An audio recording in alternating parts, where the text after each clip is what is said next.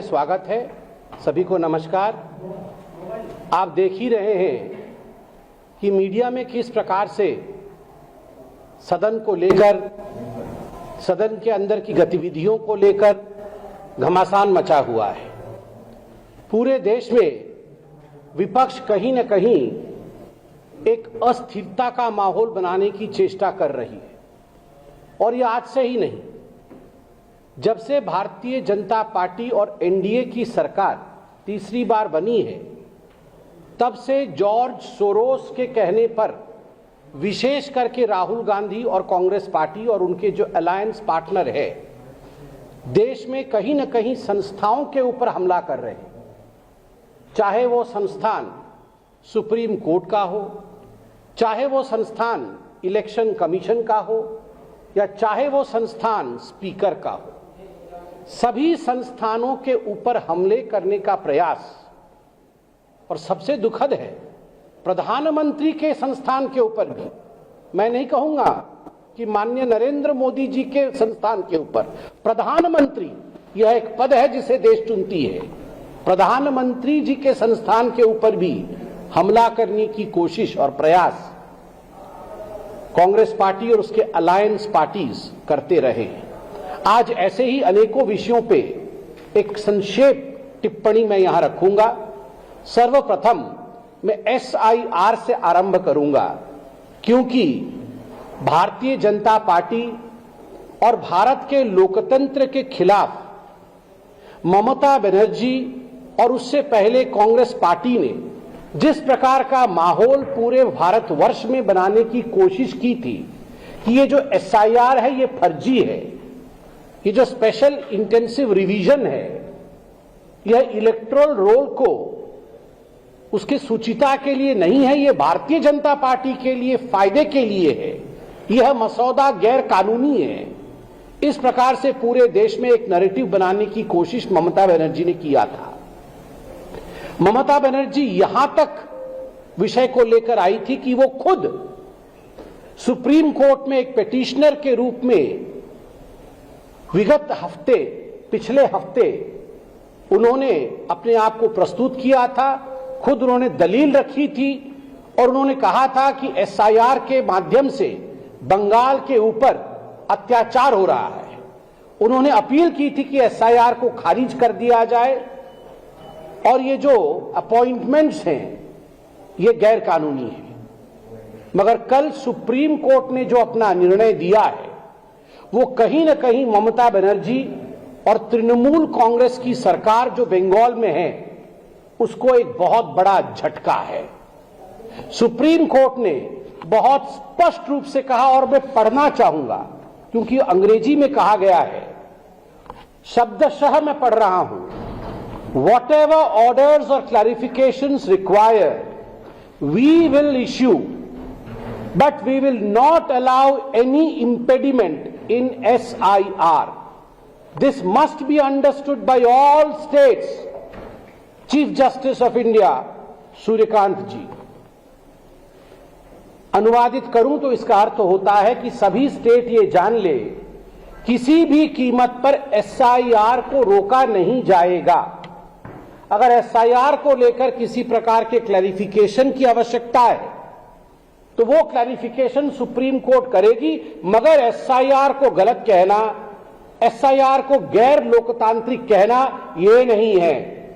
No impediment, इसे किसी भी कीमत पर रोका नहीं जाएगा। झटका नंबर 1 ममता बनर्जी को जोर से लगता है, क्योंकि ममता बनर्जी एसआईआर नहीं चाहती थी। दूसरा विषय है माइक्रो ऑब्जर्वर का और ईआरओस का। जो इलेक्टोरल रजिस्ट्रेशन ऑफिसर्स थे उनके अपॉइंटमेंट को लेकर ममता बनर्जी का कहना था कि हमारे पास इतने अधिकारी नहीं हैं, हम नहीं दे सकते हैं अधिकारी।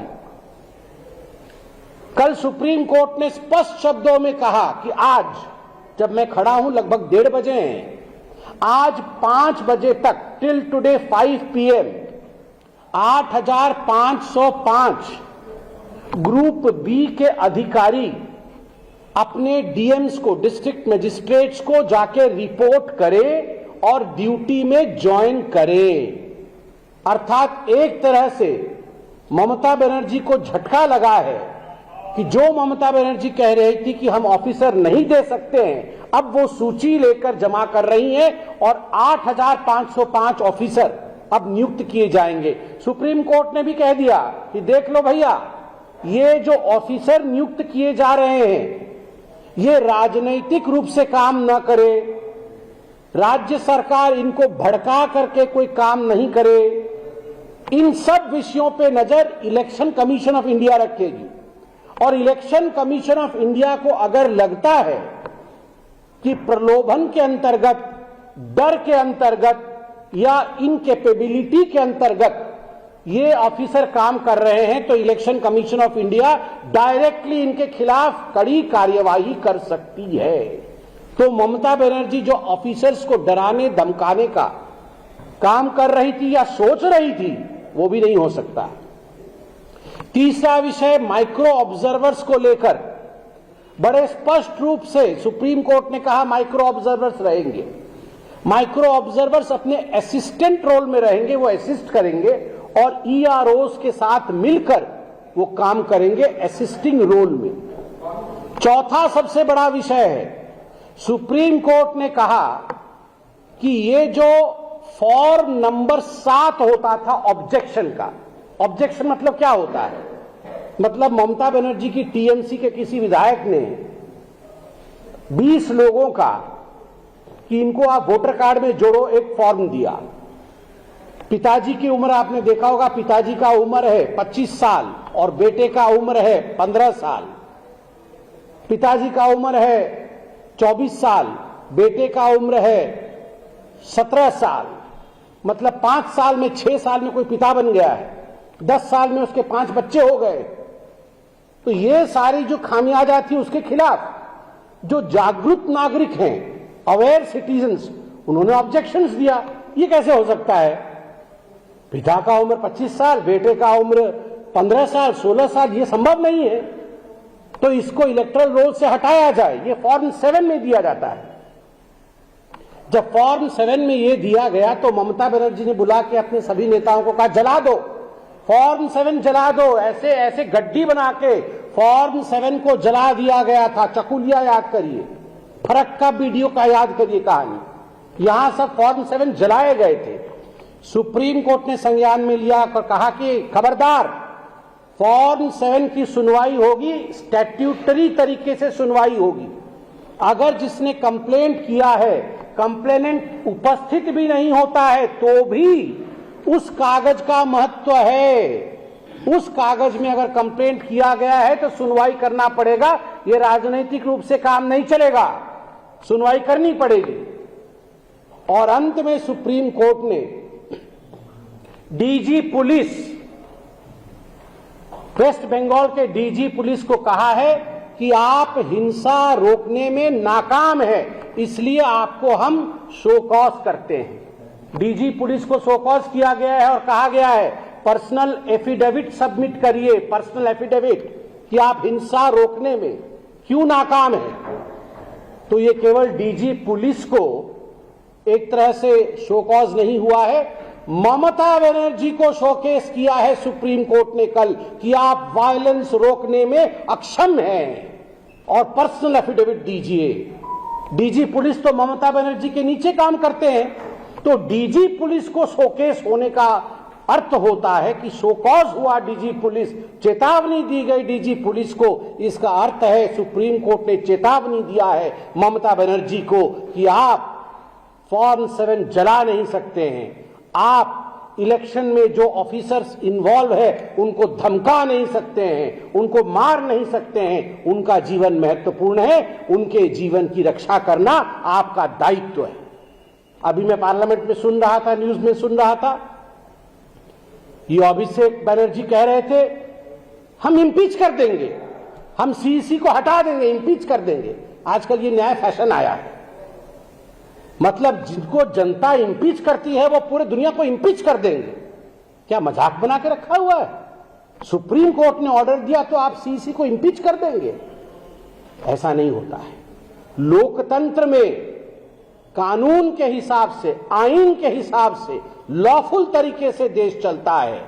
ममता बनर्जी जी, एसआईआर को लेकर सुप्रीम कोर्ट ने जो कहा है, अंततो गत्वा आपके देहुड़ी पर सारा का सारा प्रश्न वहीं रुकता है, जवाब आपको देना होगा। मैं आशा करता हूं कि जिस तेवर के साथ, जिस अंदाज के साथ आप दिल्ली आई थी और सुप्रीम कोर्ट ने आपने जेरा किया था, अर्थात आपने केस को लड़ने का प्रयास किया था, उसी प्रकार का आप मादा दिखाएंगी और आज प्रेस कॉन्फ्रेंस करके जो सुप्रीम कोर्ट ने कहा है उसका जवाब देने का हिम्मत भी करेंगी। कोई प्रश्न हो तो अवश्य पूछें।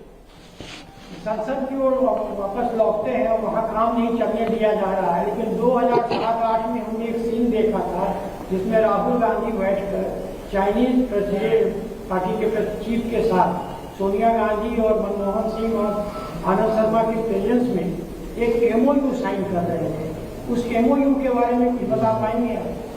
देखिए, मैं तो इतना कहना चाहता हूं कि राहुल गांधी जी का व्यवहार और कांग्रेस पार्टी का व्यवहार इस सदन में जिस प्रकार का रहा है, ये हिंदुस्तान की जनता टीवी के माध्यम से देख रही है।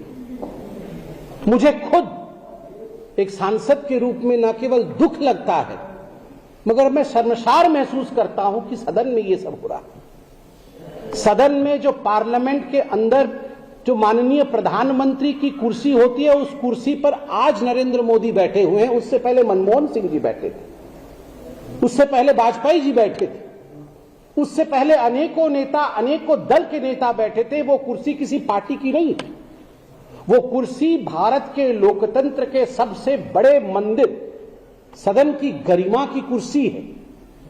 अभी हमने भारतीय जनता पार्टी द्वारा रिलीज किया हुआ वीडियो और मीडिया में चल रहे उन तमाम वीडियो को देखा है, जिन वीडियो में कांग्रेस पार्टी की कुछ सदस्यां किस प्रकार से बैनर लेके प्रधानमंत्री जी के कुर्सी की चारों तरफ घेराबंदी कर रही है, घेराबंदी कर रही है। और मैं देख रहा हूं, चाहे अश्विनी वैष्णव जी हो, चाहे गिरिराज जी हो, चाहे किरण रिजिजू जी हो, अर्जुन जी मेघवाल हो, सभी बड़े नेता हाथ जोड़कर विनय कर रहे हैं, निवेदन कर रहे हैं हमारी बहनों से कि ये उचित नहीं होगा।